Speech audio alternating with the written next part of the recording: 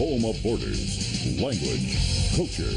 And here he is, winner of the National Radio Hall of Fame Award, Michael Savage. I sometimes, when I get up on a day like today, say to myself, wait a minute, back up, Mike. Back up, Mike. Do you remember being a younger person when you paid no attention to politics? I mean, you always knew about it, but you looked at politicians. What were they? You knew that they were all fakers, all of them, top to bottom. And then you wake up as an older person, and for years I've been studying what they've done to the country, and I got so involved with it that I'm so in it. I'm in it. I'm in the jungle here. I'm in the jungle. I'm in camouflage. My face is painted. I'm bleeding on my feet, and there's no way out of this jungle. There's just no way out of it. How do you get out of this when you see what's been done to this country by the subversives? Is there a clearing in the jungle? Does it ever end? Are you allowed to take a vacation? Can I take a vacation? I knew I wanted to get off a day this week. I couldn't, not with the convention. Next week, the Democrat, Socialist, Islamist Party holds their convention for the world to see their platform. I don't know whether they're going to be able to get the leaders of ISIS to give speeches, keynote speeches or otherwise, or even offer them jobs. I suspect that one of Hillary's campaign promises might be that if she becomes president, she will end ISIS's war against the civilized world by offering them jobs in the State Department. It's possible. Anything is possible with that woman. So how can I be off next week, I said to myself. So I can't be off next week. So that leaves me a couple of weeks in August until Scorched Earth comes out. And that leads me to the question of the day. Yeah, I'll talk about Ted Cruz. I'll bring up Ted Cruz, and you can get to complain and say he's a genius or he's stupid, he shouldn't run. Big deal. The whole thing is absurd. No one pays attention to the election until after Labor Day. Did you know that? Raise your hand if you knew that. Raise your hand if you knew that the average person out there doesn't even focus on the election until after Labor Day. Okay, I see one hand in the audience of 490,000 people. They don't even know what I'm talking about. Now, I've got some stories for you that I got the red meat. You want the red meat right now, or would you like the corn? You want the corn? You want the green peas right now? Would you like to have the dessert before the main course? Here's some red meat for you. You know you're thirsting for it. You heard about the Muslim train hacking last week, didn't you? Right? You heard about the radical Islamic youth who was brought in as an asylee from Afghanistan, and he ran through a train last week hacking people. He hacked up a number of people, the Muslim, screaming Allah Akbar, and he almost killed 3 Chinese tourists, almost butchered them to death. Hacked them up. So take a guess what the logical response was in Germany under the anti-Hitler who runs it. Compulsory Islam classes in state schools. Now, I couldn't make this up. Instead of saying we're not letting any more of these monsters in fact, we're going to start kicking them out, German authorities, the anti-Hitlers, are bringing in classes on Islam in state schools in order to make people more sensitive to Islam. If this is not an example of a nation that's committing suicide, tell me what is. Okay, there's so many other stories. I mean, there's your red meat, okay? Take it with a little hot sauce. Chew it slowly. Be careful you don't swallow it without chewing. Do what your mother said. So we are facing the equivalent of a scorched earth. After 8 years of Obama, there is a scorched earth. It's the most brilliant of all of my books. I listed it finally an hour ago on michaelsavage.com and on my Facebook. And what is that book about? I'm not going to tell you. You can pretty much figure it out. I predicted the chaos that is Obama's legacy. I predicted it from almost the first month. The question is, what do we do about it? What does Trump do about it should he win? Where are the skeletons that he has to go and get? Who are the people that need to be fired? What's the damage that's been done? Restoring the country after Obama. And I do suggest you check it out on Amazon. But what I really want to do today is play Theme from a Summer Place for a minute, which we played in a minute. Not now, Robert. Poor Robert has to jump at the moment. He's a nice guy. He's a strong young guy. He has to listen to me through the screen. This is a wonderful thing, having this screen. You know, for 18 years I did radio with never seeing who was in the studios, wherever they were producing. I never saw them. Now, for years since I've been with Cumulus, we have a Skype screen, and I see them. I look over them like God. I'm looking down.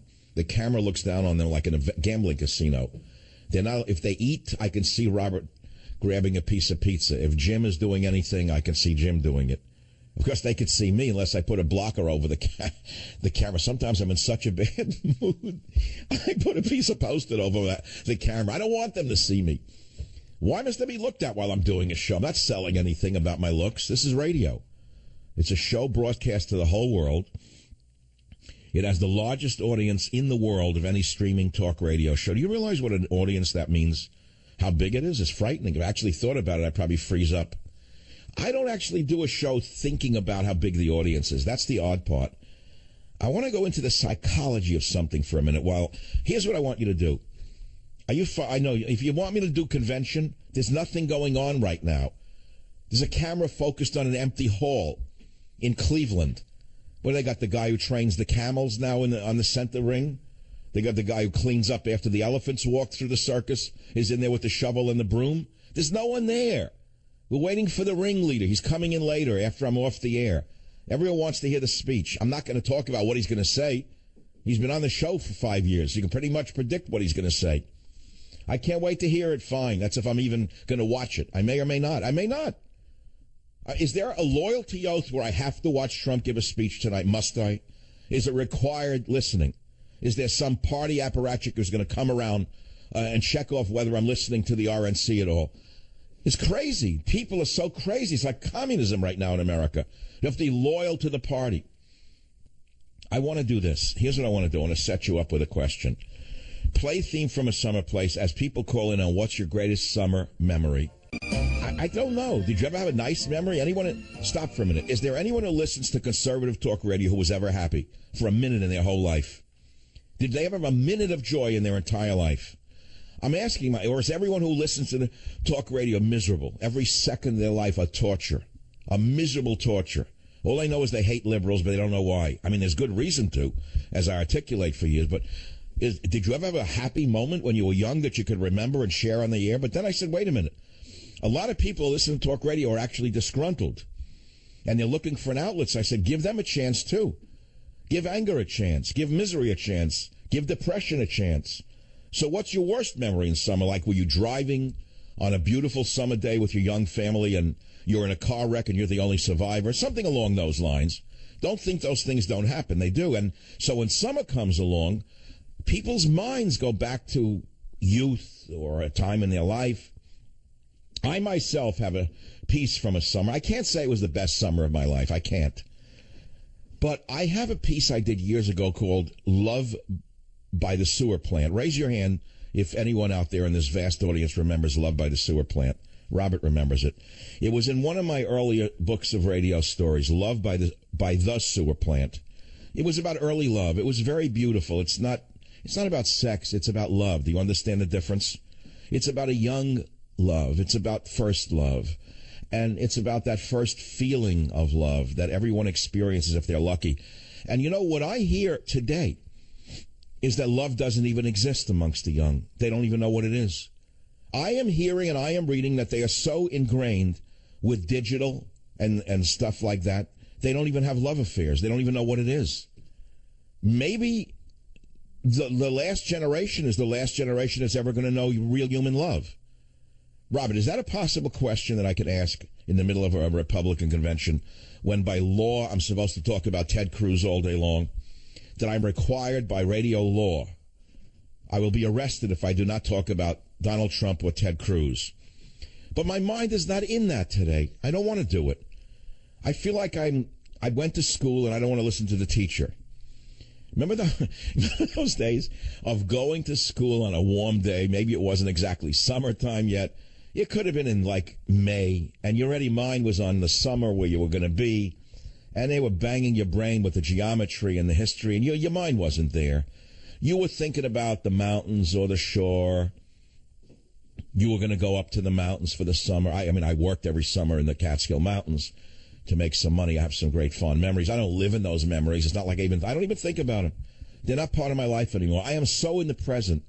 Remember the gurus used to say, raise your hand if you remember this, all of you out there, all you ex-hippies, raise your hand. I'm doing a new thing, like I'm in this little room, imagining I'm talking to this large audience. I have to envision you.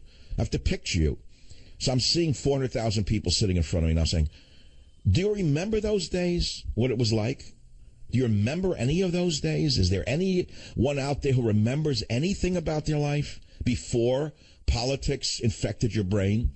Before you became obsessed with the characters on television? They're not even real to you. Do you think Rachel Madcow is actually real to you? No, but you hate her because you know what a lout she is. Okay, I'm giving you an example. Do you think Wolf Blitzer is real? He's not even real to himself. When he wakes up in the morning, he wonders how he can go on another day being such a loser, knowing what he's done to Israel and America.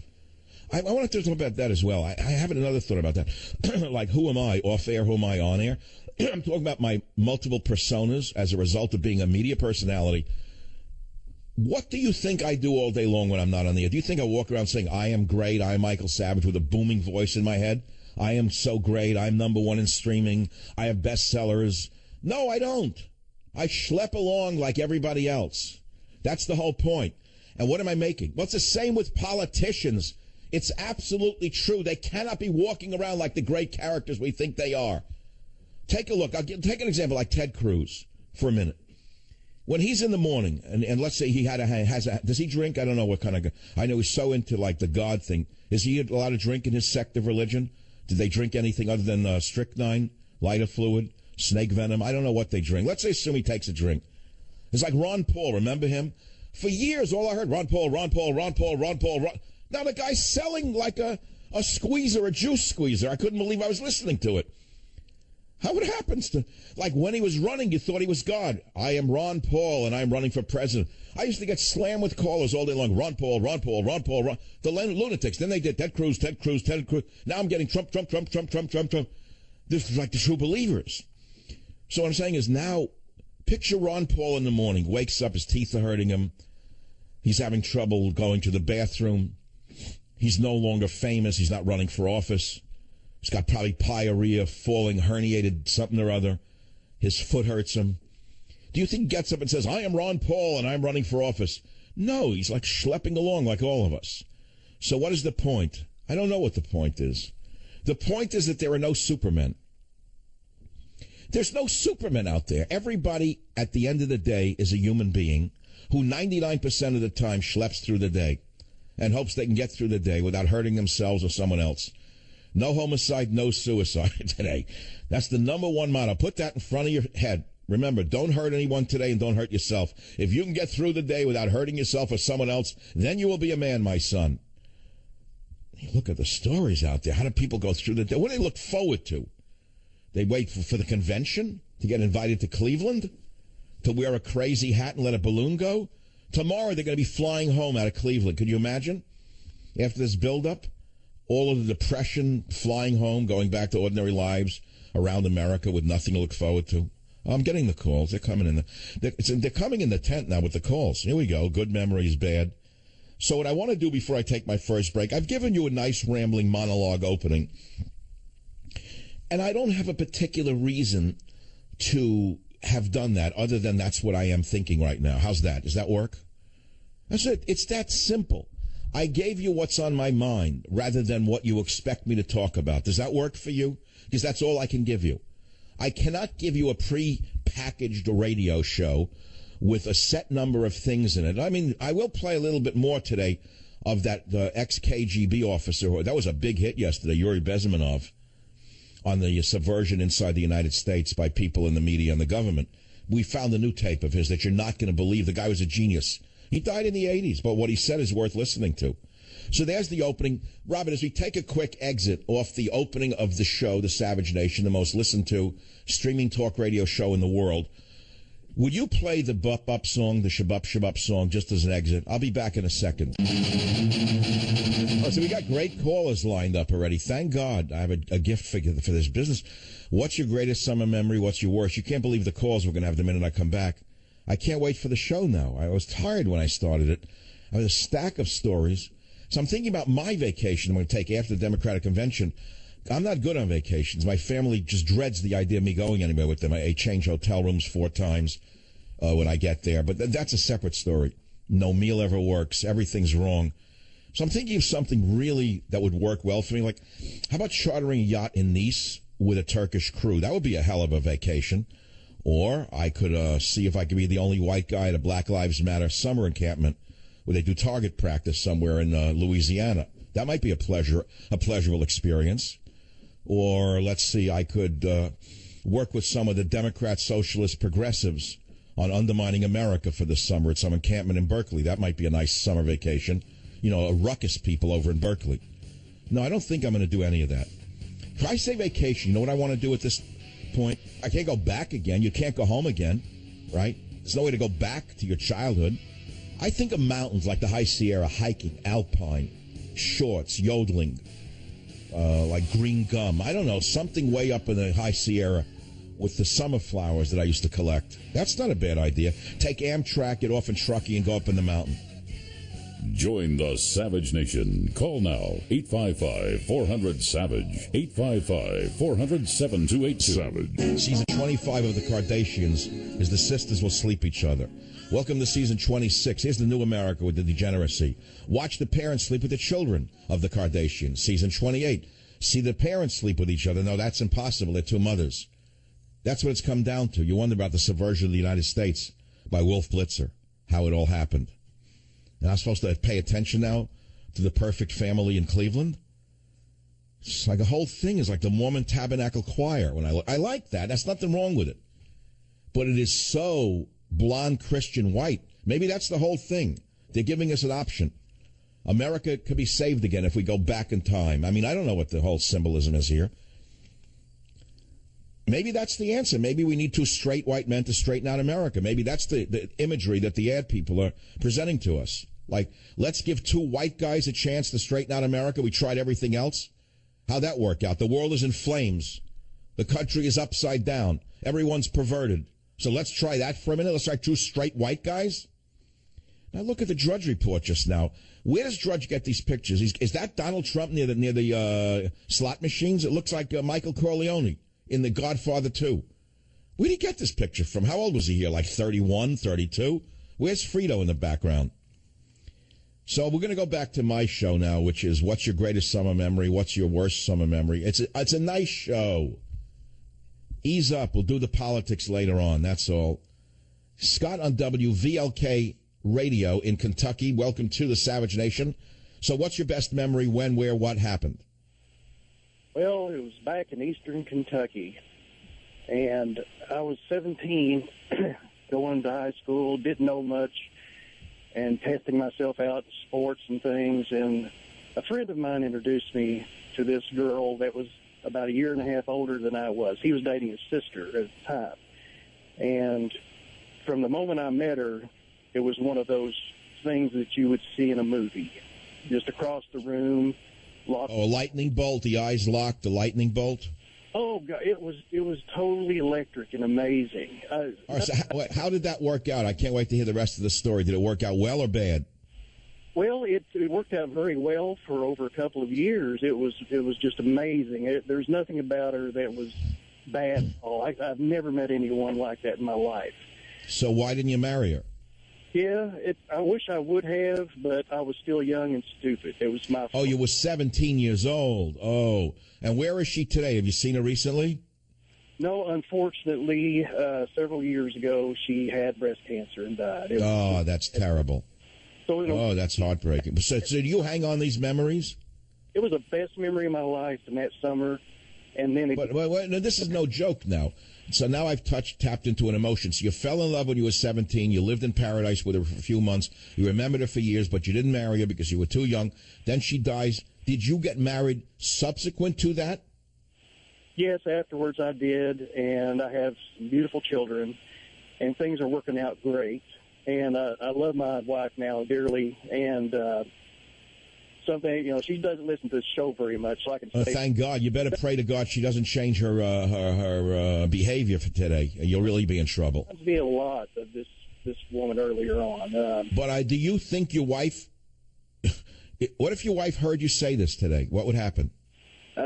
She'd get a little angry at me, but she's still happy that we're together. All right, so she's a big enough person to not get hung up on the past. She understands you were a kid and you were in love. But, first love, was that your first real romantic love? Oh, yes. Yes, it was. Well, there's nothing to compare to first anythings. The first I remember I wrote a poem called First Island, and it was about being at sea for 10 straight days in the South Pacific. I left Los Angeles on a big ship, and we went out to sea. The boat was 10 days at sea. 10 days, 10 days, 10 days, which is a long time. And we got into the Marquesan Islands, and one dawn, it was at 4:30 in the morning, I woke up and I was walking the deck, and I smelled fresh water coming from an island. I knew we were near an island before I sighted it, because you could smell the fresh water in the trees. And I wrote a poem on the deck. I got to dig it up somewhere. I won't find it today. And it was called Firsts. First island, first love, first child. You know what I'm saying? First everything is very unique. And we all, as we get mature, realize you can't have the first thing forever, right? That's true. That's true. And it's one of my most cherished memories of. Well, it's like innocence lost. You know what I'm saying? Innocence lost. So I think that's beautiful. Do you think that my going in this direction today is interesting or boring or what? Yes, the way things are going lately with all the stuff that is on all the media, it's just beats you down every day, and it's hard to take for more than a week or two at a time. It is. It's why I can't focus on the convention with every burp coming out of a Trump. I can't do it. Really, and I do scan all the outlets just to check and see who says what, every morning. And all right. So I'm doing something different. All right, my friend, I am going to send you Teddy and me. Today's a lovely day for the dog book. That's all. Stay on the line. If you want to call in and share with America the best summer memory you have or the worst summer memory, just for a while, we have some other good ones. I'm going to play a little song. Clyde McPhatter, Treasure of Love, is a beautiful doo-wop song from the old days. Treasure of Love by Clyde McPhatter. Where's the love in America? Every movie is filled with hate and violent pornography. There's no movie about love anymore. Think about this. Think about what Harvey Weinstein, that perverted sack of garbage, has done to this country. Sorry, Harvey. That's what I think of you. I think that you're one of the worst people in the history of the cinema. One of the worst and most vile people that has ever crawled out of the swamps of Queens. You should have stayed there in the Mayfair Theater with a raincoat. Look at the garbage these people have produced in this country, and look at the results. I'm glad he's going broke. I read that his company's not doing well. God, what if he has to take a job and he comes to me, he's become my producer? No, I'm joking. No one's looking for a job with me. Okay. But look at where's the love in the movies? If someone put out a movie about love, it wouldn't sell. If it's only about murder, mayhem, gangs, tattoos, killing, perversion, even the lovemaking is all fake and wrong. Remember, all the idiots in Hollywood are so sick. Every scene with a man or woman, he's pushing her up against a brick wall with a fan going behind her. Remember that period in the 80s or 90s? Who came up with that one? Who makes love against a brick wall with a big fan going? That went on for 10 straight years. Every scene in every movie. For 10 years before that, all the anti-gun people, every movie had a pistol in their hand on the poster of one of the stars. Leon DiCaprio, gun. Every one of the anti-gunners, gun, gun, gun, gun, gun. So now, where are we in this country? Can anyone fall in love with the hatred and the anger? The kids they must still. You see, the thing is, I think the young still meet each other maybe somewhere. I don't know, do they? Can they still find someone at 16, 17 and their heart beats? They can't sleep. They can't focus, their hands shake. Is that a human emotion, or is that a symptom of the 1960s and 50s that disappeared? Does that exist? Is that a human thing? Because I read years ago when I was studying the issue of love, that love is actually a recent invention in human social history. I don't know who wrote it, probably some miserable human being. But it was an interesting observation that romantic love as we know it never existed until the period of the Renaissance, when it started to be written about, this flowery romantic stuff. Before that, it was like caveman stuff. You know, me man, you woman, those children, there's dog. That was it. And you like foraged, killed things, led a miserable, horrible life in a cave or a hut, and then you died. That went on for millennia. And then along came Shakespeare and the romantic writers, and then they started to talk about the glories of love. And then, I don't know, is it an invention? I don't think it's an invention, but does it still exist is the question. It certainly is. The human being is certainly capable of love, true love.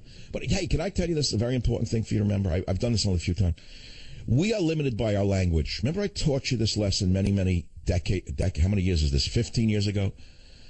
The English language limits our discussion of certain things, and love is one of them, because we have only one verb for love. So I love my wife. I love my dog. God, I love this pizza. Man, I love my radio show. God, I love how these socks feel. Same verb. It's pretty limiting.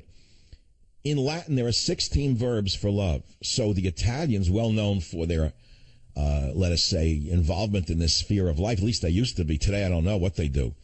I don't know if they even love it. You know what the birth rate is in Italy? Like 0.1? I'm talking about Italians, not the Islams that are coming in or the others. But the thing is, 16 verbs for love, you know. I love my mother, 1 verb. I love my wife, 2 verbs. I love my pasta, 3 verbs. All different verbs. So what does that mean? There's different modalities of emotion. We're stuck. So we can't differentiate between a taco and a girlfriend in America. That's the problem here. Look, we're 45 minutes into the show and I've only said Trump once. Okay, let's give him the red meat. The peanut gallery needs to hear the Cruz Boo thing. Let's hear Cruz Boo 01. I appreciate the enthusiasm of the New York delegation. We will unite the party, we will unite the country by standing together for shared values, by standing for liberty. God bless each and every one of you, and God bless the United States of America. What the hell are you to bless anyone, you creep? You good thing you lost. You see he has no character. He always had that tinny voice to him. You always knew he was a sneak, a shiv job. He always looked like a backstabbing, like villain. He always did. Look what he just did. They let him on the stage, and he thinks he stabbed Donald in the back. Well, I guess there goes the Attorney General's job, I guess. That's up in the air. I guess the only thing that Donald Trump could give him a job as would be ambassador to ISIS. That would be a heck of a call if Trump becomes president. He wants to really stick it in him. He says, hey, Lion Ted, how are you? This is the Donald. Listen, we got an opening, ambassadorship. Really? Yeah. Big one. It's in Raqqa. We're going to send you to Raqqa with no bodyguards like in Benghazi. Would you like that job? You could leave immediately with Heidi. So I don't think he'll offer him that. Okay, let's go to WJR. Linda, welcome to the Savage Now. Hey, I'm having fun. What's wrong with me? Linda, what's your memory that you're thinking of today in this summer day? I have a memory, and then I also have an example of love that still exists today. My son is 25. He's been with his girlfriend 7 years next week. They met this second semester of college, and they've always exhibited the kind of love that I had for my husband. We were also together for 7 years before we got married. And is that your best memory from the summer, or what's your worst memory?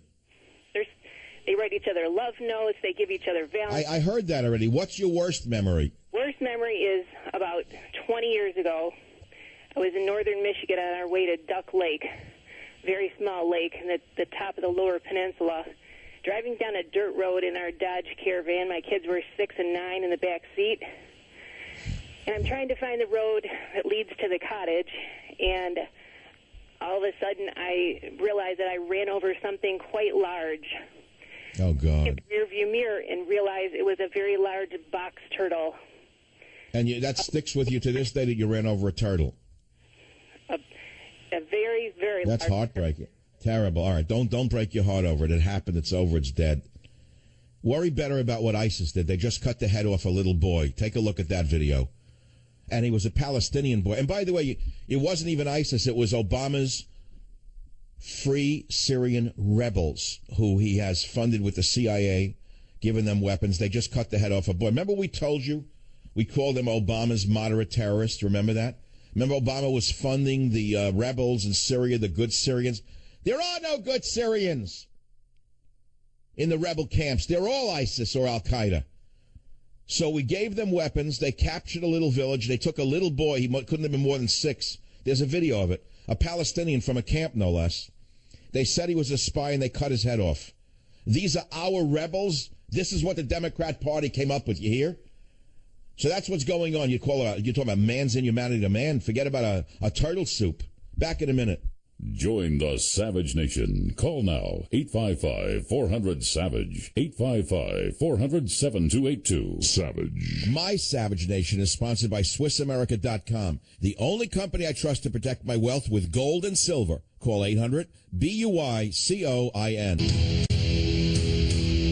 Well, we're back again on the Savage Nation, taking your calls on what's your greatest summer memory, what's your worst. And, of course, everyone politically oriented is only mumbling about Cruz saying, vote your conscience, and the audience breaking into jeers. So do you want me to play that again? We have it, don't we, if we have to do that one?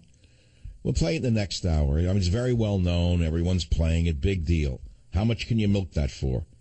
Huh? Palin says, Cruz Trump snub, career ending. She would know something about that. She'd know an awful lot about career ending, I'll tell you that. Here's another headline. Cop deaths double in 2016 amid Obama's anti-cop rhetoric. Thank you, Barack. Physicians predict Brexit from Medicare. I'm not interested. No kidding. What doctor would stay with Medicare, with socialized medicine? What guy would go to school, a woman, for all those years and come out and make less than God knows what, a laborer? That's what they want. You know, when I grew up, I was told that doctors in the Soviet Union made less than a teacher, and I didn't understand it. It was puzzling because doctors were always at the top of the social heap when I was a kid. Teachers were kind of an entry-level job. I didn't understand how the Soviet Union would pay so little to doctors. Well, here I am living in the Soviet Union. They want doctors to earn less than a teacher that comes here from Afghanistan. It's unbelievable to me. Muslim is a second language. This is the Savage Nation. We'll continue with our discussion of, will Trump offer Cruz an ambassadorship once he becomes president, and will it be to Raqqa or to another wonderful location where ISIS predominates? All this and more right here on the Savage Nation.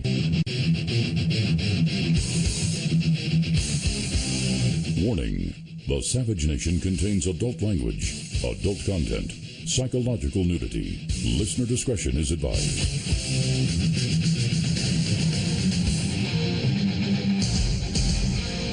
And now, America's most exciting radio talk show, The Savage Nation, home of borders, language, culture. And here he is, winner of the National Radio Hall of Fame Award, Michael Savage. If you love our country and love your children as much as I know that you do, stand and speak and vote your conscience. Vote for candidates up and down the ticket who you trust to defend our freedom and to be faithful to the Constitution. Finish. Fartik, gone. Kaput, done. All that's left now is with the Cruz bots and a book tour. The True Believers. He's finished. He tried to stab Trump in the back. He shows he had no character from the get-go. This is not voting your conscience. This is a sour grapes backstabber. Never should have been on the platform. So there's rumors going around that Trump read the speech and knew it and put him up there knowing it would. So it shows Trump is smarter than you think. That he let the weasel talk. So here's a headline I'm supposed to get excited over. Rupert Murdoch says Ailes steps down from Fox News. Stays on as consultant to 21st Century Fox until 2018. Does anyone know who Roger Ailes is outside of insiders in the media? No one knows him. Some fat guy who looks like Alfred Hitchcock, who ran Fox News very well. But no one, why is that a news story? This is the problem with the media today. The media is so in love with itself that they think the whole world cares about the media. No one knows Rupert Murdoch. They heard of him. They never met him. They see him. He marches around with a leftover from a rock and roll star's ex-wife 8 wives ago that no one would look at. He married her. Shows you the vision goes as you get older. You don't even know what you're marrying. That should help me get onto Fox News. You know, one thing about my show is I really make new friends every day. That's the beauty of the show. Every day I get on this microphone, I make brand new friends all across the media landscape. I don't care about Roger Ailes. I never met him. He was a monster to me. He banned me from Fox. Why should I care about Roger Ailes? What, is he such a great guy? He put me on a blacklist like England did? He put me on a blacklist like McCarthy did to the liberals, supposedly? So I'm supposed to love Roger Ailes? I don't give a damn about Roger Ailes. As far as the molestation goes, what do I know? If Megyn Kelly said he did it, it means he didn't. That's all I can tell you. You hear what her whole complaint was? He hugged her. inappropriately. You hear where it's come down to? 2 weeks ago, she said he didn't. Now, all of a sudden, she saw which way the wind was blowing with the two stooges that are running Fox News. All of a sudden, she said he molested her or whatever. Crazy. I don't care about Roger Ailes. I don't know him. I could care less about him.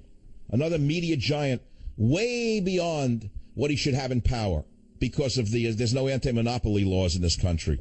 You and I both know that monopoly is practiced in over every major business in this country. You and I both know Google should be broken up under anti-monopoly laws. You and I both know Facebook is far too big. It's crushed all competition, that if there was a fair government, they'd break Facebook up like they broke up Standard Oil. Facebook today is larger than Standard Oil was when it was broken up at the turn of the 19th century. Do you know that? You don't know anything about that. Teddy Roosevelt ran as an antitrust candidate. He said companies like Standard Oil had become too big, owned by the Rockefellers. And he promised that if he became president, it was called bust the trust. He'd break up Standard Oil, and he did. Well, of course, they outsmarted him by setting up little Standard Oils in every state. It was still owned by the same Rockefeller family. But nevertheless, we have huge conglomerates right now that are crushing competition. And one of them, in my opinion, is News Corporation. You know that there used to be a law in America that prohibited one man from controlling television in one market and radio in that market and publishing in that market and magazines in that market. Whatever happened to those days? Do you think bigger is better? Do you think that more and more power and fewer hands is good for America? In essence, what you're creating is small Soviet-style fiefdoms in the corporate world. No one's ever said that before. You never heard those words before. You never read those words before. You haven't seen those words before because I just created them for you. That's why you listen to the show. These giant conglomerates are like little Soviet states within the international community. They don't stand for America. Why do you think the country is falling apart? You can blame liberals all you want. But I'll tell you something. The real problem is with the corporate giants who have no allegiance to any nation. No allegiance whatsoever to this nation or any other. They have an allegiance only to their own bank account and their own pocketbook. And I think that the trusts need to be broken up. Would Trump do that? I don't think in a million years, personally. I don't see that as one of his platforms. I have the whole platform. Taxes, Glass-Steagall was in my book, government pensions limit, Wall Street regulation. That's good. Maybe there will be an antitrust movement with Trump. You never can tell. You never can tell what Trump's people might do once they get in power.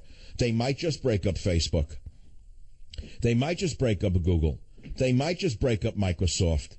They might just break up News Corporation, whatever they're calling themselves today, for being too much of a conglomerate, too much power in one hand. That's all. So that's my answer to the story. Now let's go back to what I really want to talk about. I'm reacted now to the thing here. Stays on as consultant. Great. How is that going to affect my life that this fat guy is going to stay on as a consultant to Rupert Murdoch until 2018? Does it matter to you whether it's Roger Ailes or Chaim Yankel who's running Fox News? So they brought in some guy, Chaim Yankel's running Fox News. Would it change anything? You'd still have the plastic women and the plastic men and the leprechaun. Rock and Roll Friday. Let's have some love songs on the show. No Metallica, no Short of Straw. No Fats Domino. I'm looking through my list of doo-wop. I'm going to make believe I'm going to do a doo-wop show. And I'm doing love today. I love songs. I want here's what Frankie Lyman's a little too peppy for me. And he was a junkie behind the scenes anyway. That's why he was so peppy. I want you to be my girl. And put the needle in the arm at night. And crashed on the floor in the morning, vomiting on himself. So, how about, I don't know, they're too sappy. The Moon Glows, Secret Love, nah. Dedicated to the One I Love by the Shirelles, don't want it. I'm looking through the list of doo-wop here. Guided Missiles by the Cufflinks, no. We Belong Together by Robert. Okay, Robert and Johnny, We Belong Together. Let's play a little doo-wop. We Belong Together, real sappy. Go ahead. Let's hear that one. I want to hear that one. Go already. Hit it already. Hit the button because I just picked it. No one had it. Because I didn't have it. I'm manicky right now. Manicky from the whole thing. But they're not hitting the button fast because I'm picking it out of the air. Just bash Cruz for the next 2 hours. Getting all of the Cruz acolytes completely angry. Are there there's still people out there who love Cruz? It's like, save your Confederate money, the South will rise again. These people, like, they fought for the South and the Civil War's been over, and they're still running around with Civil War, with, like, Southern money that no one will take anymore. They're running around with, like, Cruz coins. You heard of Bitcoins? They're like Cruz coins that nobody wants to take anymore. Can I give you a Cruz coin? No, thank you. He lost. By the way, have you heard that Trump, when he becomes president, has offered Cruz an ambassadorship? Really? Where? No kidding. Yeah, to Raqqa. That's my best line of the day, by the way. People love it on Facebook. All right, some people get my sense of humor. Some don't. If you don't have a good sense of humor, do me a favor. Go listen to NPR and listen to some sad menopausal Vivaldi music. See if I care. Da, da, da, da, da, da, da, da. Yeah, government radio. Every minute, how great Hillary is. You know, it's gotten so bad. The propaganda has gotten so comedic bad, that the other night Laura Ingraham spoke. Was it last night? It seems like a year ago already. She did a great job, by the way. She's a friend of mine. I haven't spoken with her in months. Forever loyal to Laura. She's a great person. She gave a very dignified speech. Do you know what the rats had the nerve to do? How desperate they are? They showed a picture of her waving goodbye to the crowd with her right arm up. They said, did Laura Ingraham give a Nazi salute? This is the best they can do? This is what the left wing has become in America? This is what they've always been. They're nothing more than chicken necks in the bottom of a chicken pot. And we pay attention to them. All right, let's go to the memories. It better be good or I'm changing the whole subject here on the Savage Nation. Remember the topic now, because it's summer and I need a vacation. I'm not going to go next week because of the Demon Cats, and I can't wait for that, for the Ringling Brothers show next week. I can't believe what they're going to have up there. If they start to sing together, then I'm not watching. The worst thing to see are the old women in the Democrat Party holding hands and moving their fat selves back and forth, singing together some kind of multicultural song from Kenya. That's what we're liable to hear next week. Joseph on WABC, let's hear your best and worst memories. You are a break it or make it caller. The future of this show today hinges on your answer. Let's see how good it is. Dr. Savage, I'm Joseph from Staten Island. I met a girl about 3-4 years ago. She was a nice woman, and then I got married, and about 4 months later, came home from work. She was sleeping with the best man. Who was the best man? Your friend? It was a friend of my childhood friend. No, wait a minute. Let's start again. This has happened when you were a kid, or this just happened? No, what happened about 5-6 years ago. Come on, you're making it up just to be on the radio, right? Get married. I want grandchildren. I said, I'm 53. Who wants kids now? But is this real, or you just want to be on the radio? Come on, is this a real story? I got better things to do. I could watch the RNC. No answer, like, again, talking to myself. Joseph, hello, can you hear me at all? I'm sorry, yes. Is this a real story, or you made it up just for the radio? I don't lie, Doc. I don't lie. Well, how would I know? Well, I'm telling you, because she was a daughter from Ludwig's on 18th Avenue. Jewish. Wait, where do you live in Staten Island? Let me break this down a bit. Do you live in the Italian neighborhood? Yes, sir. I live on Highland Boulevard in Tyson's. All right, so we assume you're a stand-up kind of guy. You don't really need to get on the radio just to get your rocks off. No. So this really happened? At your age, you meet a woman and she winds up sleeping with your friend? She slept with my best friend all my life, pretty much. His name is. So what's the moral of the story? The moral of the story: we broke up, we got divorced, and I'm with her mother now. No, I'm joking. It's just. No, you didn't marry her, though, right? We were married. We were married for 3 months, 4 months. That's what I don't understand. Oh. Late in life, you were pushed to get married by your family because you're an Italian guy in that area alone without, they figured you were a Finoke, right? Right. Yes. So in order to save face, you got married and you picked the wrong one, right? Absolutely. I mean, I waited. They pushed me so much. I said yeah, and I picked. I don't know what I picked. It was the worst of the crop. But all right. So let me ask you. You caught them in bed. How did you find out they were sleeping together? The neighbor told me. She says, the UPS. I said, the only one that works for UPS is Dominic. And yeah. They waited, and they caught them. And when I came home, there was a war. I mean, and the girl was from Ludwig's on 18th Avenue from years ago. Did you beat him up, or what'd you do? No. I make a phone call and I keep driving. Oh, goodness. That's what I want to get to here, how real this is. No, Doc, believe me. So where is he now? He's sleeping with the fishes? Where is he? I think he's stuck roughing the fish, to be honest with you. But hold on, I'm finally having a good time that I don't have to say the word Trump or Cruz for 10 minutes. I want you to stay on the line because you're making the show now. I'll be right back to hear the worst news. That's his best news, by the way. When do you hear the worst? Join the Savage Nation. Call now, 855-400-SAVAGE, 855-400-7282. Savage. My Savage Nation is sponsored by SwissAmerica.com. It's the only company I trust to protect my wealth. Call 800-BUI-COIN.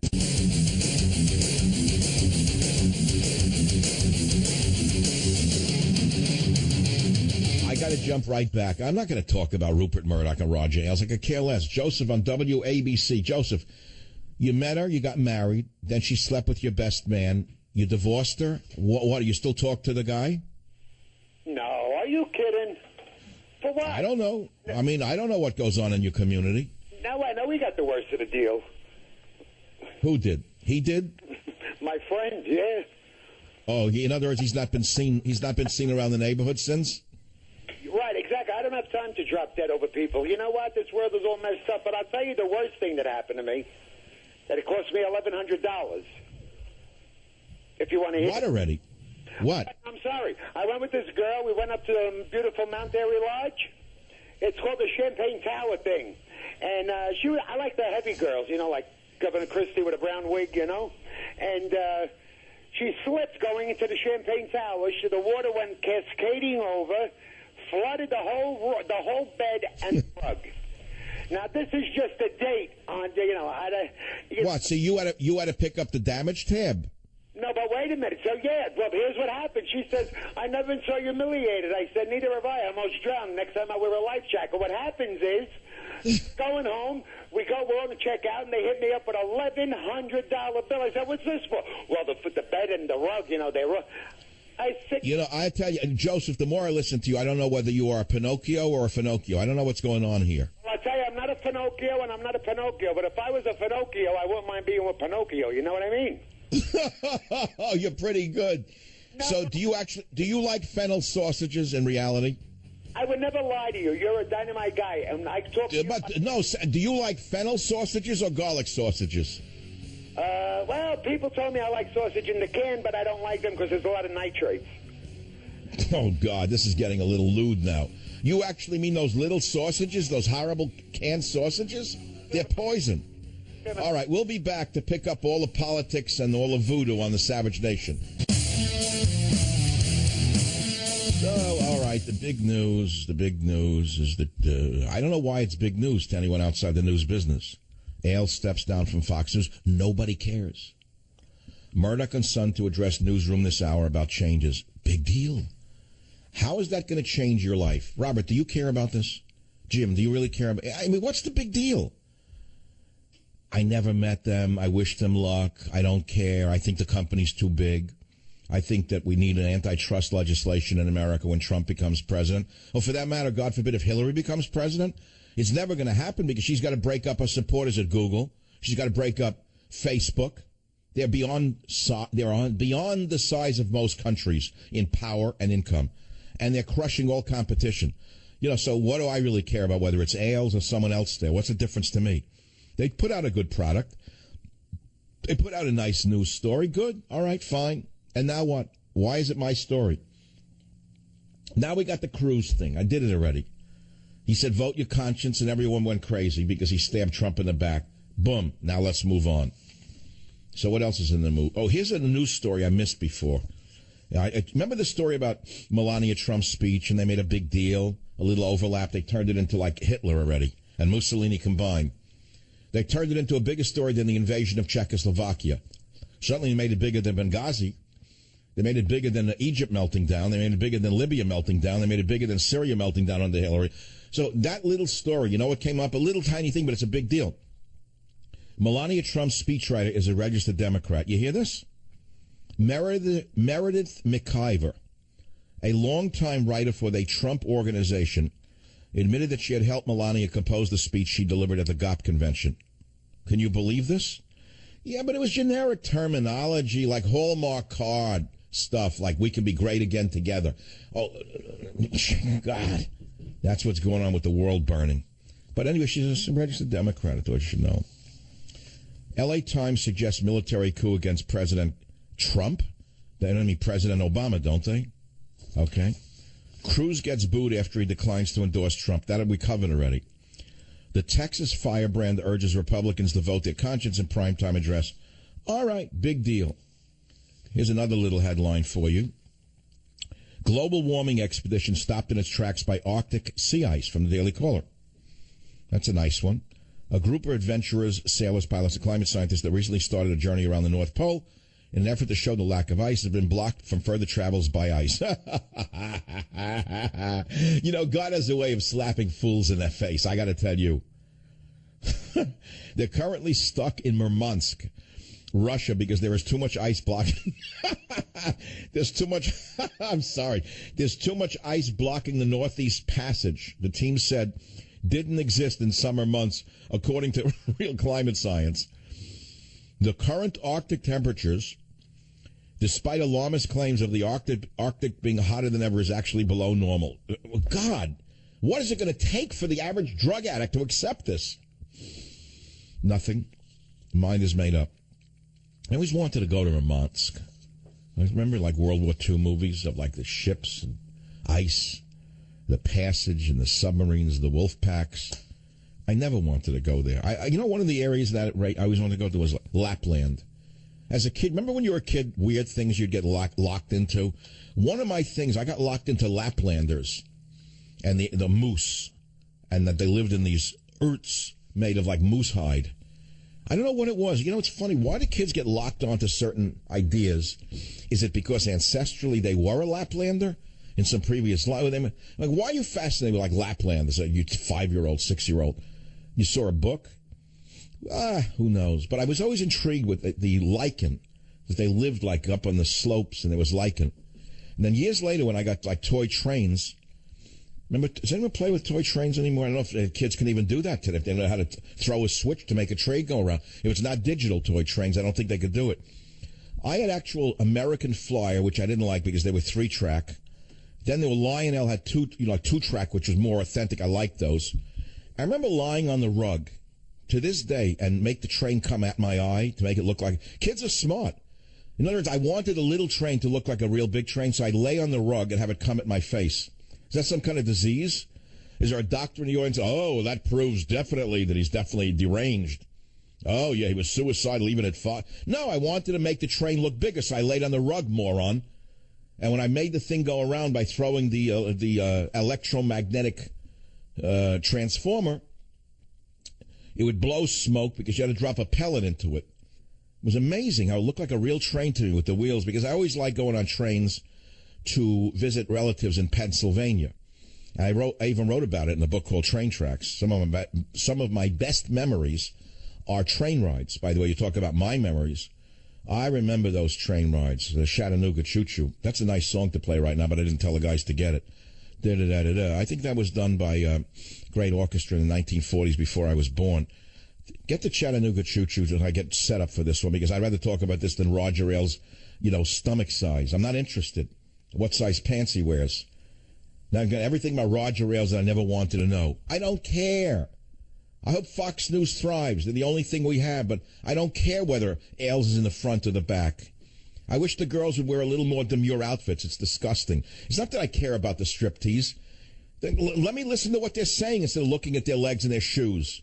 Is that what this is? Ailes' greatest thing is he brought half-nude girls to news, and the news took off. If you put Wolf Blitzer in a pair of shorts, the ratings might go up, just to laugh at him. If you put Wolf Blitzer and you saw his white legs with the hair, with the knock knees, people would tune in just to laugh at the guy. I couldn't say the same for Rachel Maddow. I think that Wolf Blitzer in a short skirt would bring in more ratings than Rachel Maddow, personally. But it's definitely got something to do with the ratings over there, was the half striptease show. I wish them luck. I hope they do well. So that's what I want to talk about. I'd rather talk about train tracks, train rides, summer memories, your best memory, your worst memory. And the guy from Staten Island wins the prize. The 50-year-old Italian from the Fennel neighborhood said that he was being pushed to get married in his 50s, if you missed it. And he finally got married, and 3 months later she slept with his best man. That's, even if he made the story up, it's not bad for radio for the day. Now, I want to go back to something I led to. Do you have Chattanooga Choo Choo yet? And I'm going to go into this for a reason, to show you America in that era. A lot of people like when I wax nostalgic and tell you about America in another time. I haven't been on a train in years. I actually would like to go away after the Democratic Convention on a train, but I won't do it. I'll fantasize about it, but 18 times before I go, I won't go. I'll plan it. I'll buy the tickets. I'll get ready. I'll pack the bag. Then I'll get cold feet and cancel and get my money back because I will have done the trip 18 times in my head already. I don't know. Maybe the High Sierra. I'll drive up there. It's faster. 4 hours. I'm there. Boom. What do you need a train for? You ever add up how long it takes to go anywhere by a public conveyance? Like last night, I wanted to go into the city after the show. I was broadcasting from one of my remote studios. I'm a member of a certain club that finally had me as a member. And I figured I have a great dining room. It's an old 1890 club. I like big old dining rooms that are kind of like run down, but everything's classy. There's no one's allowed to wear shorts. You can't wear like ripped like jeans. So once in a while, I like to go in there like a touch of a different, all right. I was there at 30 minutes, went in. The problem was, instead of going to my normal haunts in North Beach or a Greasy Spoon in Chinatown, I wanted to go to a classy dining room, which it was very nice. It was like no one in there. It was like seats 100. There was one table of 7 and one table of 4. It was unbelievable. It was like I don't know how they keep this thing going. It was beautiful serving. So I have a steak twice a year. And I didn't want to have any fish because I'm reacting. I don't know what is it, the fish now or me. I'm reacting to all seafood. Maybe they're doctoring it. I don't know what it is. I can't blame the progressives for this. But something's going on with fish now. Maybe I know we're going to get now the calls. It's to do with the stuff, the Fukushima. That's what I'm going to get next. I don't think it was Fukushima. I'm reacting to all seafood. So what am I left with? I'm not a vegetarian. I'm going to go about my father's diet, meat and potatoes. Killed everybody in the family. But I have no choice at this point. I got to eat something. All right, so I look at the menu. I order a steak. How do you like it? I said no pink. She says medium, whatever you call it, just no blood and no pink. Then I had to negotiate the potatoes, no butter. About an hour later, the steak comes out. Oh, and I said no salt and pepper. I even went so far as to say I have a little bit of a skin thing right now. No salt and pepper. The steak comes out. Not only did it have pepper on it, but it was visibly covered in white peppercorns. I looked at it, I said, this cannot be possible. But, now this is a conundrum. It's a world-class problem because if you ever say to a waiter, I asked for no pepper, and they say, I'll take it back, they take the whole plate. They take the potatoes, they take the vegetable, and they take the thing. I said, no, I grabbed the hand, leave it here. Because can't they separate the item they cooked wrong and take that and leave the potato and the vegetable, right? No. They punish you by taking the entire plate. They remove the bread. They take away the water. They remove the cutlery. They make you wait another 30 minutes. I said, no, leave it. So that was that. I had to scrape the peppercorns off it, do the best I can. But I don't, what are you going to complain about it? With people starving and having their heads cut off. I'm giving you a little example of what goes on in life at all levels, right? So what I'm getting at is nothing. I just wanted to tell you that story because I felt like doing it. And now do we have any Glenn Miller? I want to hear a couple of songs on the best summer, worst summer. So let's go to, while you're picking up a piece of Glenn Miller, I don't know what he did, a train song. That UFO song was good. I mean, USO. Are any of them still alive? Is that the Andrews Sisters? I imagine them with like black high heels, not like the pointy high heels of today, like witch shoes or dominatrix high heels. In those days, women wore high heels, but they had a little, like a square stub on them, so the woman didn't break her ankle. But today, the high heels that they make today made only for Roger Ailes showgirls. They're only like show shoes. When people don't want to watch the news, they look at the shoe going up and down. Why do all those women sit on the set of the Big Five there, or whatever it's called, and one person talks and the other shake their shoe up and down? They get paid for that. It's a good job. I have to sing my heart out for 3 straight hours and make sense. They sit and move a shoe. They do the hair in the morning like Prell, and they do the hair, and that's in the shoe, and that's it. They get paid, what, $6 million a year? One of those girls they're way overpaid. Whoever takes over Fox News, let me tell you something, they got nowhere to go. Cut their salaries. That's the first thing I would do. I loved, they're going to go on strike. O'Reilly was leaving. Hannity was leaving. Scarface was leaving. They were all going. Where? Who was going to hire them? Nobody. Who's going to hire them? CNN wasn't going to hire them. MSNBC's not going to hire them. So there was nowhere for them to go. They were going to walk out. I love that one. That boycott idea lasted for 4 minutes. Anyway, but you got to read through all of this stuff. How did Murdoch do this? How did this guy start with a couple of newspapers in Australia and take over the entire press in the entire world? And how do they allow it? Why is there no antitrust legislation? Can someone raise, now I'm going to get serious and angry in a minute. How is that Mark Zuckerberg is allowed to crush everybody in the social networking world? All right, he's smart and he did it. I'm sorry, why do you think there is antitrust legislation? Raise your hand if you know why. It was to prevent the takeover of an entire industry by one person. No matter how smart they are, you're not supposed to have monopolies in America. That's what keeps capitalism alive. But when you have monopoly, capitalism, it's not capitalism anymore. And that's why we need anti-monopoly. We need antitrust legislation. We got to break up the big companies. We got to give other people a chance. My opinion, I'll be right back. Call on that one. Join the Savage Nation. Call now, 855-400-SAVAGE, 855-400-7282. Savage. The Savage Nation is sponsored by Swiss America, the only company I trust with my financial future. Call 800-289-2646 or SwissAmerica.com. Think Larry David would invest any of his billions in Obama bonds if he actually fund his philosophy? No one even knows who Larry David is. He's about as obscure as Roger Ailes. Let me hear the music for a minute. Why are you not arguing with me over the antitrust thing I brought? Oh, here's one. Jonathan on WABC. You disagree with me on the antitrust legislation? Yes, Dr. Savage. And what I think is that you have large companies that as they get bigger and bigger, they turn into bureaucracies within themselves. And you have people just splintering off and becoming, being entrepreneurial. Okay, so let me take you through this step by step. Why do you think antitrust legislation was created to begin with? I understand why there was people dominating certain industries, but I think overall... Right, so let's go back to when the oil business first originated. Rockefeller was a genius. He dominated the entire oil industry. You wouldn't argue that's good for one man to control the entire oil industry, would you? No, that's correct. But right, why? Now, why? Ask yourself why. Why don't you want one person controlling an entire industry?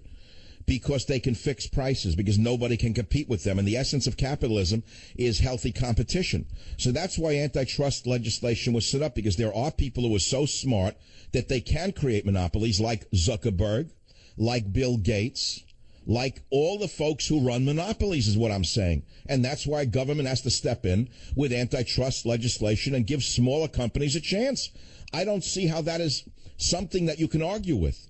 You don't see the government being complicit, using the regulation, working with these people to, because basically you see large mergers and acquisitions where they're going to... My friend, the government is preventing anti-monopoly legislation from breaking up Facebook and Google because they give him tons of money and publicity. No, this is the exact opposite of what you're saying. The Democrat socialist regime is preventing an antitrust action against them because they don't care about the monopoly because they're good to the government. I agree with you there, but I just feel like... I want you to think this through. I know a lot about this. I wrote about it in Government Zero. I write about it in Scorched Earth, which is now listed on my Facebook and on michaelsavage.com. You can pre-order on Amazon. One of the key elements of any sane society is preventing monopolies from originating. I learned that in high school. Nothing has changed. This is the Savage Nation. Back in a minute. Be here. Join the Savage Nation. Call now, 855-400-SAVAGE, 855-400-7282. Warning, the Savage Nation contains adult language, adult content, psychological nudity. Listener discretion is advised.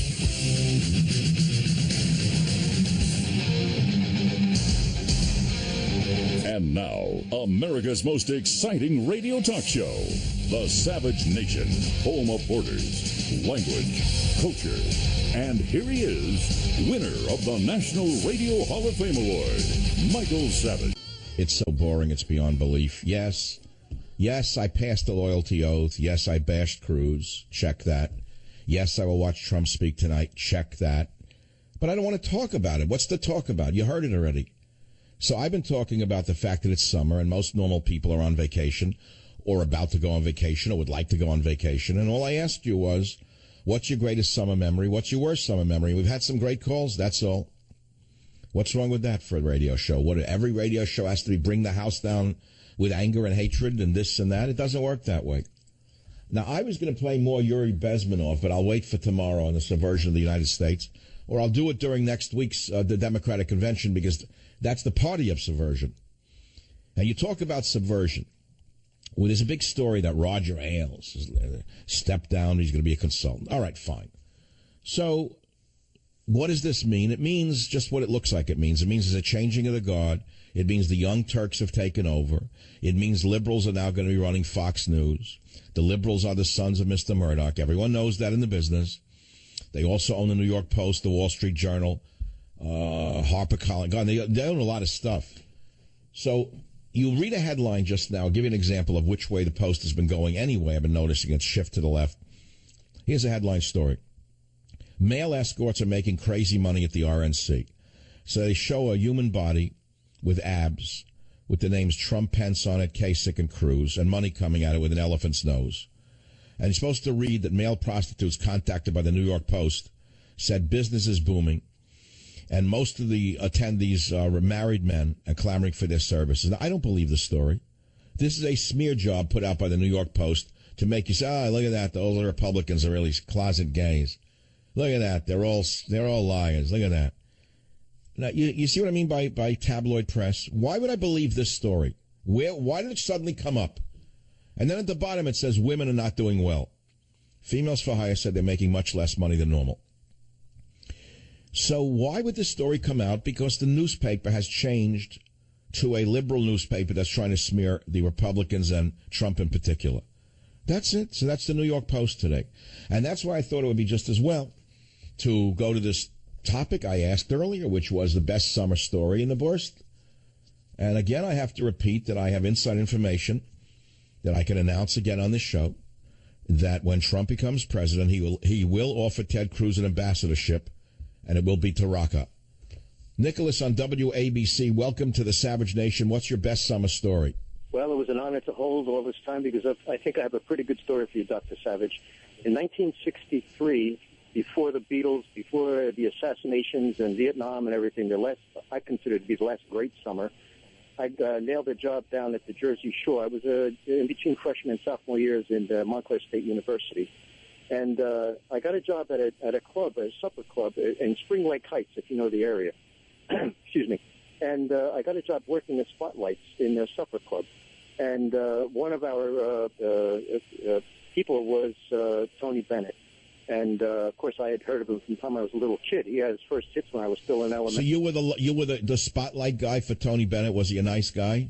Oh, he was just unbelievable, and that's why he's still going strong at 90. 90. I heard that Billy Joel and Tony Bennett rocked out for his 90th birthday at Madison Square Garden on Wednesday night. Oh, see, his birthday comes August 3rd. But after a couple of nights, I didn't meet him until one day we used to go in about 4 or 5 o'clock to get ready for the show. How does this guy at 90 get up in Madison Square Garden and sing? It just shows you the stamina these guys have. He's amazing. Is he Italian? Is Tony Bennett really Italian? Oh, absolutely, absolutely. Well, what's his real name? Benedetto? Yeah, Di Benedetto. Yeah, yep. I'm guessing. It had to be Benedetto. I sat next to him one time at the a couple. You think he eats fennel sausage? I don't know about that. Goes back to an earlier caller. It's an in joke by now. All right, thank you. So you enjoyed the guy. That's a good story. Here's a worse story coming up. Here's a worst one. You wanted stories for the summer? This is killing people who are into politics. They're going crazy. All they want to do is either support Trump or bash Cruz or the vice versa. That's all they want now for three days straight. Cruz is great. He's a man of principle. I'm proud of him. I'm really proud that he stood by his principles. To Cruz is Benedict Arnold. Okay, you got the whole picture. That's all. WDRC, Robert, what's your summer story? Go ahead, please. Hi, Doctor. Well, my worst time was I was on a trial. I was a foreman of a trial. I sent a man to death row. That was your worst summer? It actually was in May, so it was a little before summer. What are you depressed that you sent him to death row? You have that on your conscience? Well, I also met my wife on a jury. So that's is that a good? Wait, hold it. Now you got me confused. Is it a bad thing that you met your wife on the jury? No, it's fantastic. We've been married 20 years. Oh, so that's the good news. After sending the man to death row, you celebrated and got married? Well, we didn't celebrate. I mean, I had to look him in the eye. when they put him on death row.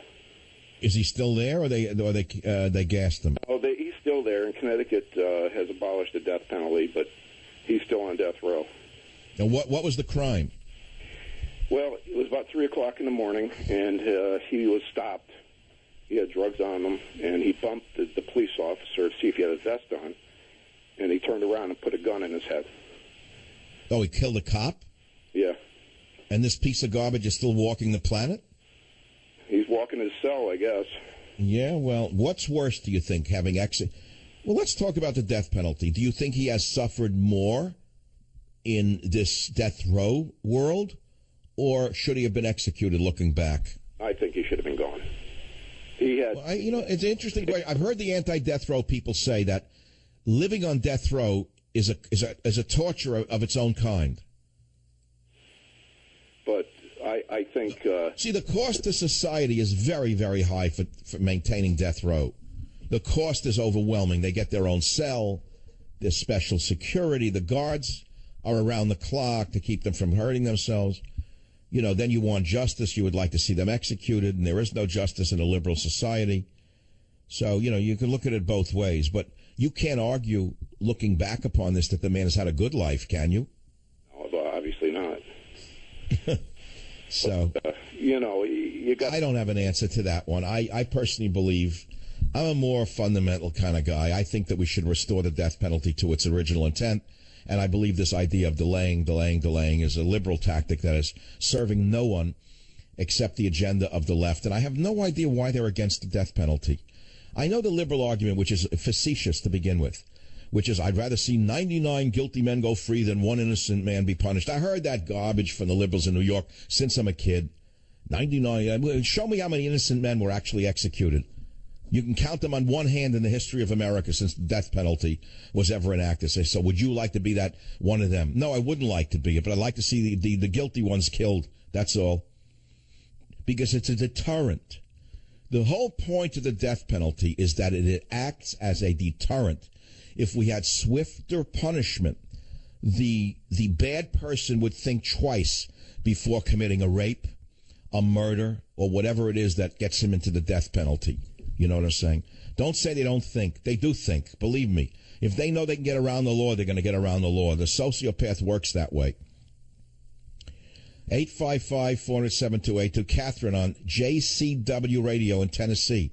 What a refreshing thing to hear from Tennessee. What's your best story? Go ahead, please. Thank you, Dr. Savage. I'm 79, so forgive my out of breath. I was marooned on an island when I was 13, off Point Lookout, Long Island, with a 12-year-old girlfriend and a little black lab. And wait, is that one of your best or your worst memories? Oh no, it was the most exciting thing. Most people are shocked when I. Well, what'd you live on for 10 days? Well, the mother who rowed the boat over there, she used to work in New York City, and she built this little house by herself. Over on, it was an island off Point Lookout, and there was no electricity, running water, nothing, and the houses were just like one room. Oh, no, but where was the food? What did you eat for those 10 days? Oh, well, she brought us over and brought food, and we were there 2 days, and she said she had... So it was like a camp out, in other words. You weren't really starving and having to forage, right? Not right away, no. But... All right. Well, it's a pleasant memory. That's nice. To getting marooned when you're 12 and looking back on it. I think we've milked this. Let's take one more. Al on K, Eugene, Oregon, line 1. Give us your best memory. Go ahead, please. Dr. Savage, good afternoon. You are an icon in my life. My best story there, too. The first one was in 1972 in Pamplona, Spain. I ran with the bulls and survived. Now, what was exciting about running with the bulls? What did you like about it? Torturing the animal? Tormenting the poor animal? The most incredible thing, I mean, the story is beautiful. It reminds me of a story you told once sitting at an Italian restaurant. This was years ago in your San Francisco broadcast days. You talked about the people you were sitting with, the Italians, the night, and you phrased it as a Fellini moment. Oh, when Lorenzo Petroni was still alive. And we sat one night on an August night. It was hot. And we sat outside and we ate on the table and we drank wine and we ate, light meal, no heavy meal. And the cars were right off, the street by Columbus there. And it reminded me of that scene in Amarcord, I think, in a Fellini movie where the trolley cars were 2 feet away from the table. That's what I'm talking about.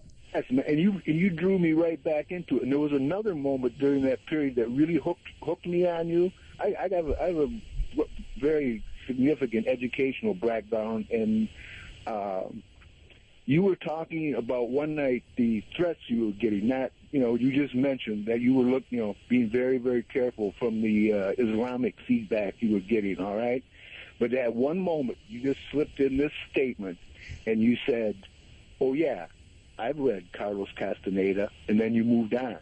But that moment when you read, I know you know those books because you're an anthropologist among many things, but that moment when a warrior looks at everything they're doing and asks their death, is this worthy of my last second in my life?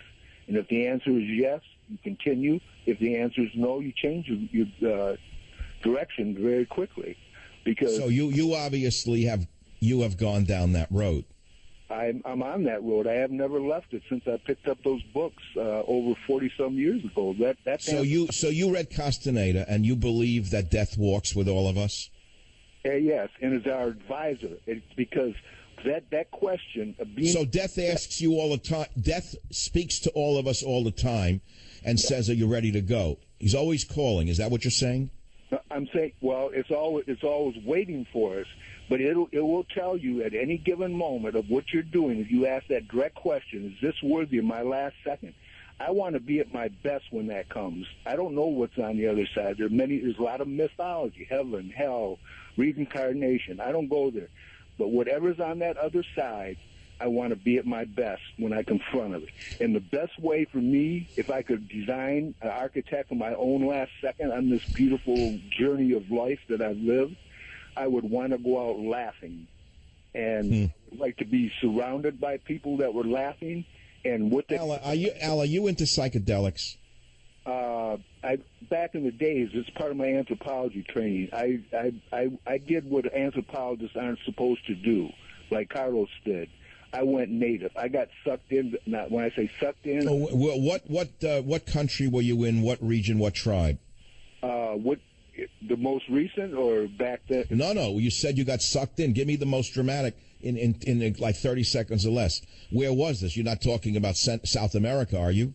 No, I'm talking about southern Mexico, Oaxaca, and my first experience with the psychedelic, you call it, mescalito, peyote. Oh, what? You ate the buttons. You know what I want to talk? I want to hear a little bit more from you. Let me take a quick, important break and come right back on this incredible story because I gave you the time to develop it, and you've got a lot to say here. I'll be right back. Join the Savage Nation. Call now, 855-400-SAVAGE, 855-400-7282. Savage. The Savage Nation is sponsored by SwissAmerica.com, the only company I trust to protect my wealth and financial future. Call 1-800-289-2646. Well, here we are, my friends, on the Savage Nation, and it's a new day, of course. We're waiting for Donald to speak tonight, and this is the make-or-break speech in many ways. As I look at this, it looks like he's moving way, way ahead in the race for the presidency, thank God. And I think people are finding out that she's not who they want her, to be. They know who she is. I think Trump has a very, very good chance of winning, despite all of the opposition in the Prague media. And despite the Cruz stab in the back, et tu Brutus, it's not going to interfere with Trump's march to the White House, in my estimation. I don't think much will stop him. The question is, should Trump become president, will he restore the nation that is right now living through a scorched earth program enacted by the Obamaites, who are literally destroying every institution that they can? So you say, well, that's a broad statement. What does it really mean? It's hyperbole. You're just throwing red meat to the audience. Let me give you an example. It came from last week. Scorched earth. Are you telling me that putting transgender surgery as a priority that should precede or supersede the care of combat veterans dying in VA hospitals is not an example of undermining the military? Who in their right mind at a time like this in a war with ISIS would go out of their way, except Obama, to make certain that they get as many transsexuals in who need extremely costly surgery to become yet another sex? And then on top of it all, they're not fit for anything of any use in the military. We have to take care of them, thereby draining the budget, tying up commanders. Is that not an example of scorched earth? So Trump has a lot to do in every sphere of government because of Obama's scorched earth policies. You got it? Join the Savage Nation. Call now, 855-400-SAVAGE. Savage. And not everyone is obsessed with politics. The majority of the world doesn't even know that there's a convention, nor that there'll be another convention, nor that there'll be an election. The majority of the world goes about their daily business as though politicians don't exist. They just try to stay out of their way. Okay, let's give them the red meat. The peanut gallery needs to hear the Cruz boo thing. Let's hear Cruz boo 01. I appreciate the enthusiasm of the New York delegation. We will unite the party, we will unite the country by standing together for shared values, by standing for liberty. God bless each and every one of you, and God bless the United States of America. The hell are you to bless anyone, you creep? You good thing you lost. See, he has no character. He always had that tinny voice to him. You always knew he was a sneak, a shiv job. He always looked like a backstabbing, like villain. He always did. Look what he just did. They let him on the stage, and he thinks he stabbed Donald in the back. Well, I guess there goes the Attorney General's job, I guess. That's up in the air. I guess the only thing that Donald Trump could give him a job as would be ambassador to ISIS. Palin says, Cruz Trump snub, career ending. She would know something about that. She'd know an awful lot about career ending, I'll tell you that. Here's another headline. Cop deaths double in 2016 amid Obama's anti-cop rhetoric. Thank you, Barack. Physicians predict Brexit from Medicare. I'm not interested. No kidding. What doctor would stay with Medicare, with socialized medicine? What guy would go to school, a woman, for all those years and come out and make less than God knows what, a laborer? That's what they want. You know, when I grew up, I was told that doctors in the Soviet Union made less than a teacher, and I didn't understand it. It was puzzling because doctors were always at the top of the social heap when I was a kid. Teachers were kind of an entry-level job. I didn't understand how the Soviet Union would pay so little to doctors. Well, here I am living in the Soviet Union. They want doctors to earn less than a teacher that comes here from Afghanistan. It's unbelievable to me. Muslim is a second language. Are there there's still people out there who love Cruz. It's like save your Confederate money, the South will rise again. These people, like, they fought for the South and the Civil War has been over, and they're still running around with Civil War, with like Southern money that no one will take anymore. They're running around with like Cruz coins. You heard of Bitcoins? They're like Cruz coins that nobody wants to take anymore. Can I give you a Cruz coin? No, thank you. He lost. By the way, have you heard that Trump, when he becomes president, has offered Cruz an ambassadorship? Really? Where? No kidding. Yeah, to Raqqa. That's my best line of the day, by the way. People love it on Facebook. All right, some people get my sense of humor. Some don't. If you don't have a good sense of humor, do me a favor. Go listen to NPR and listen to some sad menopausal Vivaldi music. See if I care. Da, da, da, da, da, da, da, da. Yeah, government radio. Every minute, how great Hillary is. You know, it's gotten so bad. The propaganda has gotten so comedic bad, that the other night Laura Ingraham spoke. Was it last night? It seems like a year ago already. She did a great job, by the way. She's a friend of mine. I haven't spoken with her in months. Forever loyal to Laura. She's a great person. She gave a very dignified speech. Do you know what the rats had the nerve to do? How desperate they are? They showed a picture of her waving goodbye to the crowd with her right arm up. They said, did Laura Ingraham give a Nazi salute? This is the best they can do? This is what the left wing has become in America? This is what they've always been. They're nothing more than chicken necks in the bottom of a chicken pot. And we pay attention to them. Now, who knows what's going to happen with all of the machinations in the voting and who counts the votes and all of this. And, of course, there's the other factor, which is the wolf blitzers of the world, who are the enemies of everything good in the world. In fact, when I was watching that evil man on CNN, I literally, for the first time, wanted to reach through the tube and pull him out by his tie and smack him in the face. And the reason I despise Wolf Blitzer more than anyone else in the media is because he pretends to be a nice old guy, but he isn't. Wolf Blitzer has been conducting psychological warfare and subversion to control the minds of America through his psychological warfare for as long as I can remember him on television. Which leads me to something else. The Prague's coverage of the Republican convention, I'm using the word Prague to describe progressive in case you never heard it before. I'm sick of using the word liberal. It's so overused. I'm not going to use it anymore. We've used it for so long, right? Okay, I'm writing about it for you. So I'm going to use the word Pragues, progressives.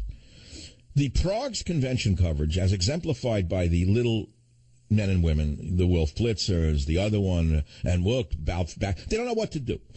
They don't know what to do. They don't know what to cover. So there's two lines overlap with the other one's speech, and already they turned it into bigger than the World War III. It's already bigger than every subject on the planet. Two lines overlap from whatever her name is. I don't remember her name. Barack Obama's wife. I don't remember her name. I swear, like I don't carry it around like, the be-all and end-all. I don't watch television that much. Michelle. Two lines were identical to Michelle's lines, and Michelle took her lines from books. They left that out, all of the Pragues. They made that a bigger story than the rape of the little girls by the ISIS subhumans. The industrial rape machine that's going on in the Middle East was not covered by Wolf Blitzer. It's a shame. It's a disaster. So why is this happening? Because of the psychological warfare subversion and a desire to control Western society. Now, I'm going to go into something here out of right field. I stumbled upon something on the internet, on YouTube, done by a former KGB psychological warfare expert named Yuri Bezmenov. No one ever heard of him. And he happens to have done the most amazing speech on this subject I had ever seen. And he was talking about how subversion is the key, and how the goal of subversion is to convert the mind, and how subversion comes in stages and takes great patience, and how keys to changing the mind are changing religion, education, and using the media. And then this former KGB officer, I don't even know if he's still living, said something about people like Wolf Blitzer, who are the enemies of all free people, in my opinion. In clip number 26, listen to his own words. The bodies of people, groups of people, whom nobody elected, never. As a matter of fact, most of the people don't like them at all, and yet they exist. One of such group is media. Who elected them? How come they have so much power? Almost monopolistic power on your mind. They can rape your mind. But who elected them? How come they have a nerve to decide what is good and what is bad for the elected by you, President, and his administration? So in other words, they're trying to tear down everything decent about Melania Trump by focusing on one overlap of a few words. This is what he means by the evil psychological warfare being conducted by the vermin in the Prague media. Get it? But there's more to this speech than meets the eye. And I'm going to play a little bit here and there over today. And he's trying to tell us, when was this done? It was done a long time ago. I think it was done in the 70s, right? If I'm not mistaken. He was saying people mistakenly believe that undermining a nation is done through espionage, meaning through spies. But he said, no, that's the smallest part of undermining a society. Did you hear? Listen to clip 18 as to how a country is destroyed. The espionage as such occupies only 10 to 15% of money, time, and manpower. The rest, 85%, is always subversion. Subversion in Soviet terminology means always a destructive, aggressive activity aimed to destroy the country, nation, or geographical area of your enemy. At the end of the day, I'm trying to awaken you to the fact that America's future is hanging like a loose tooth on a really thin strand of DNA. And the distractive, aggressive activity that is being used by Wolf Blitzer, again, I'll keep repeating the name so you know who I'm talking about, Jake Tapper, and people like them. They are exactly what we are talking about when we talk about the enemies of our freedom and the enemies of our way of life, in my estimation. Now, let me give you an example. Again, the Melania speech. That was a distractive, aggressive activity aimed to destroy the country, the nation, or geographical area of the enemy. The enemy of Wolf Blitzer and Jake Tapper is the Republican Party. Anyone that does not support Hillary is their enemy. They hate the Republican Party more than they hate ISIS. They're more vindictive than this. Well, you get the, I don't have to go down the line. But then he says most of their activity is legitimate. And it is. It's not illegal. Now, I want you to listen to what it is to be a subverter in clip 19. Most of this activity is overt, legitimate, and easily observable if you give yourself time and trouble to observe it. But according to the law, it's not a crime. Exactly because of misconception, manipulation of terms. We think that subverter is a person who is going to blow up our beautiful bridges. No. Subverter is a student who comes for exchange, a diplomat, an actor, an artist, a journalist like myself. You are listening to Yuri Bezmenov, a former KGB agent. This piece, I stumbled upon it over the weekend. I don't know how long, a week or two ago.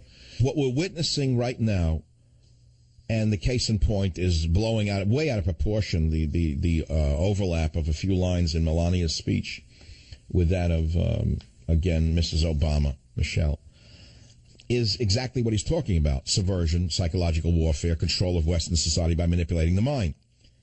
And their goal is to subvert your mind and convert you into thinking that she actually did plagiarize, and that now is the biggest story in the entire world. So this shows you who the true enemies of your survival and your freedom are. I'll be right back. Join the Savage Nation. Call now, 855-400-SAVAGE, 855-400-7282. Savage. The Savage Nation is sponsored by Swiss America, the only company I trust with my financial future. Call 800-289-2646 or SwissAmerica.com. So, all right, the big news is that, I don't know why it's big news to anyone outside the news business. Ailes steps down from Fox News. Nobody cares. Murdoch and Son to address Newsroom this hour about changes. Big deal. How is that going to change your life? Robert, do you care about this? Jim, do you really care about... I mean, what's the big deal? I never met them. I wish them luck. I don't care. I think the company's too big. I think that we need an antitrust legislation in America when Trump becomes president. Or for that matter, God forbid, if Hillary becomes president, it's never going to happen because she's got to break up her supporters at Google. She's got to break up Facebook. They're beyond the size of most countries in power and income. And they're crushing all competition. You know, so what do I really care about, whether it's Ailes or someone else there? What's the difference to me? They put out a good product. They put out a nice news story. Good. All right, fine. And now what? Why is it my story? Now we got the Cruz thing. I did it already. He said, vote your conscience, and everyone went crazy because he stabbed Trump in the back. Boom. Now let's move on. So what else is in the move? Oh, here's a news story I missed before. I remember the story about Melania Trump's speech, and they made a big deal, a little overlap. They turned it into like Hitler already and Mussolini combined. They turned it into a bigger story than the invasion of Czechoslovakia. Certainly made it bigger than Benghazi. They made it bigger than Egypt melting down. They made it bigger than Libya melting down. They made it bigger than Syria melting down under Hillary. So that little story, you know, it came up, a little tiny thing, but it's a big deal. Melania Trump's speechwriter is a registered Democrat. You hear this? Meredith McIver, a longtime writer for the Trump Organization, admitted that she had helped Melania compose the speech she delivered at the GOP convention. Can you believe this? Yeah, but it was generic terminology like Hallmark card stuff, like we could be great again together. Oh, God. That's what's going on with the world burning. But anyway, she's a registered Democrat. I thought you should know. L.A. Times suggests military coup against President Trump. They don't mean President Obama, don't they? Okay. Cruz gets booed after he declines to endorse Trump. That we covered already. The Texas firebrand urges Republicans to vote their conscience in primetime address. All right, big deal. Here's another little headline for you. Global warming expedition stopped in its tracks by Arctic sea ice from the Daily Caller. That's a nice one. a group of adventurers, sailors, pilots, and climate scientists that recently started a journey around the North Pole in an effort to show the lack of ice has been blocked from further travels by ice. You know, God has a way of slapping fools in their face, I got to tell you. They're currently stuck in Murmansk, Russia, because there is too much ice blocking. There's too much, I'm sorry, there's too much ice blocking the Northeast Passage, the team said didn't exist in summer months, according to Real Climate Science. The current Arctic temperatures, despite alarmist claims of the Arctic being hotter than ever, is actually below normal. God, what is it going to take for the average drug addict to accept this? Nothing. Mind is made up. Now I've got everything about Roger Ailes that I never wanted to know. I don't care. I hope Fox News thrives. They're the only thing we have, but I don't care whether Ailes is in the front or the back. I wish the girls would wear a little more demure outfits. It's disgusting. It's not that I care about the striptease. Let me listen to what they're saying instead of looking at their legs and their shoes. Is that what this is? Ailes' greatest thing is he brought half-nude girls to news, and the news took off. If you put Wolf Blitzer in a pair of shorts, the ratings might go up, just to laugh at him. If you put Wolf Blitzer and you saw his white legs with the hair, with the knock knees, people would tune in just to laugh at the guy. I couldn't say the same for Rachel Maddow. I think that Wolf Blitzer in a short skirt would bring in more ratings than Rachel Maddow, personally. But it's definitely got something to do with the ratings over there, was the half striptease show. I wish them luck. I hope they do well. So I'm talking about psychological warfare in plain English, subversion in plain English, control of your mind in plain English. And I'm giving you examples of how the progs work. And there's no greater example than what's been going on at the convention, this bland vanilla convention, where there's virtually no controversy that they can attach themselves to because it was planned that way. Manafort and company decided, I believe, to create a vanilla ice cream cone that could not be assaulted in any manner. That's why they have no controversial speakers. And that is why I told them in advance by email, I'm not going to make it about me. Don't even think of inviting me because I'm not going to go for reasons that we can both agree on, which is that the minute I would appear on the stage, if that would ever happen, can you imagine what these subversives would be saying? Michael Savage, who was banned in Britain for saying kill all Muslims, which I never said, was it da-da-da. Immediately it would destroy the Trump campaign. These subversives in the media, the Wolf Blitzers, the Jake Tappers, the Brian, whoever their names are, who can remember, it's a blur. They tried to destroy the entire campaign based upon a non-event. So you could imagine what they would do with a controversial speaker who actually talked about anything fundamental.